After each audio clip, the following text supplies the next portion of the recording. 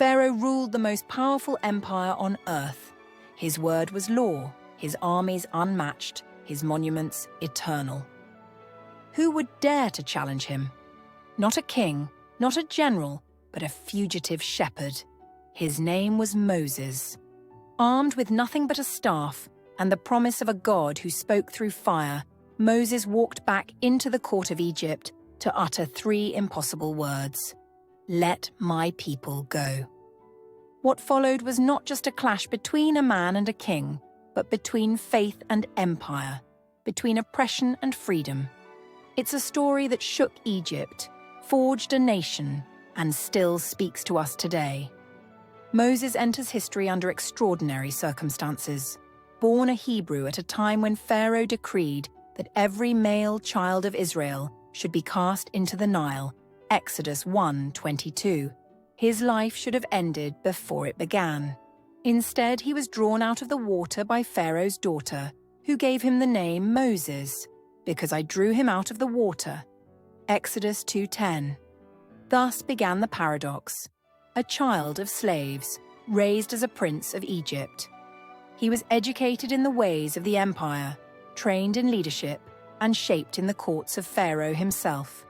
Acts 7:22.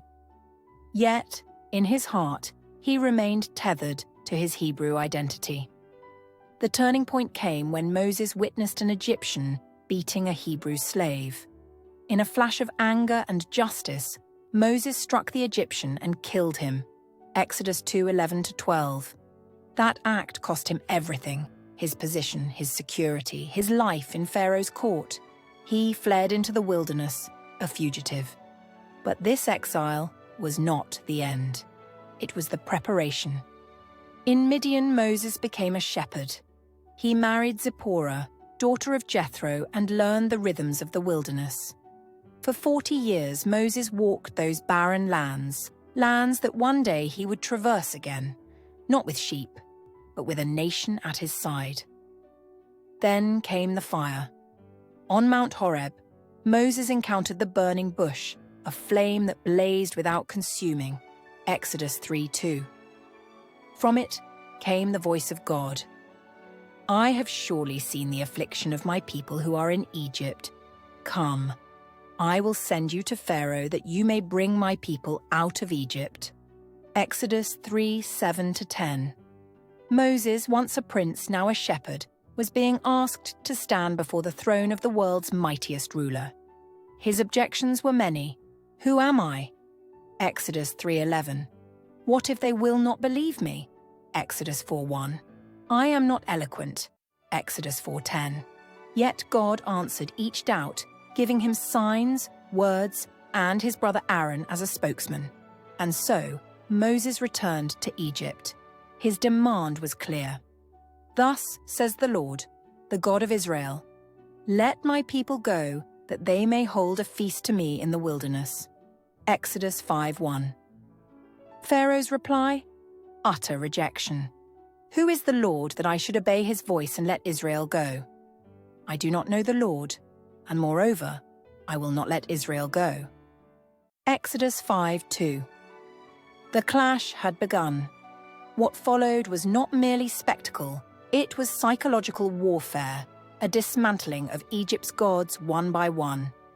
The Nile turned to blood, Exodus 7:20, striking at the heart of Egypt's lifeblood. Frogs, gnats, flies, disease, boils, all escalations that disrupted life, agriculture, and health.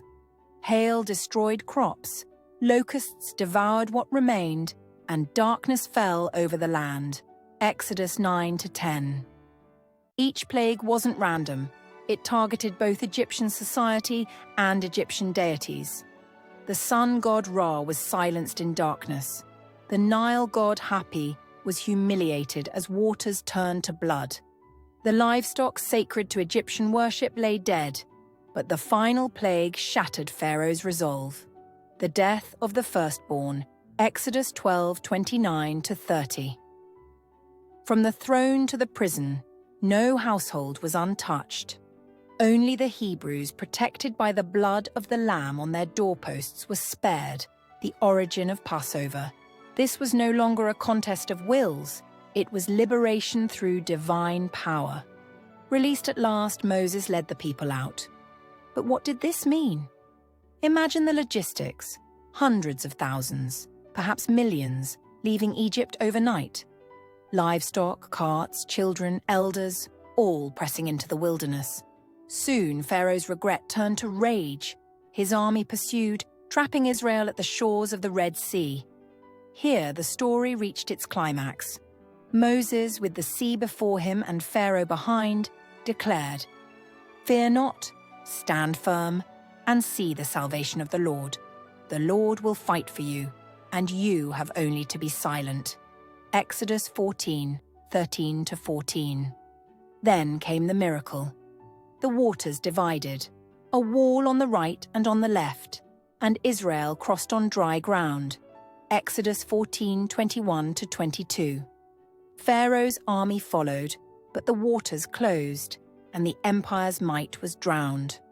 For Israel, this was more than escape. It was identity.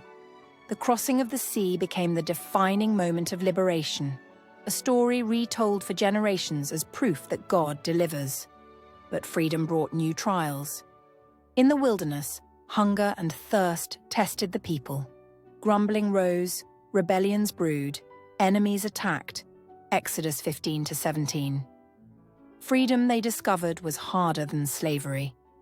Moses now bore not only the task of liberator, but of shepherding a restless people. At Mount Sinai, Moses ascended into the fire and cloud of God's presence. Exodus 19:18-20.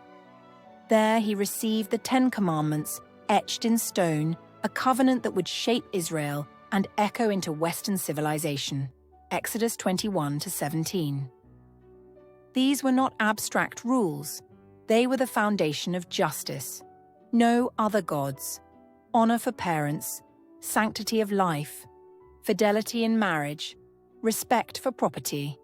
Truthfulness. Contentment. Moses' leadership was both towering and human. He was patient, interceding for a rebellious people.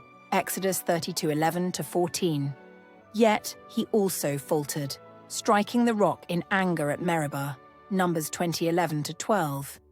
He persevered for 40 years, but was barred from entering the Promised Land.